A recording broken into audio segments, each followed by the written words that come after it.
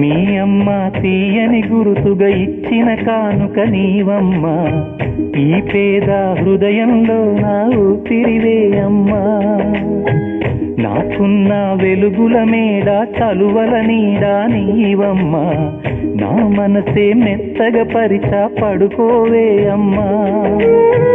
అలుపు సొలుపు మాయం చేసే చల్లని తల్లి ఎవరమ్మా, రాజు పేద తేడా లేక ఒడినే చేసే నిదురమ్మా.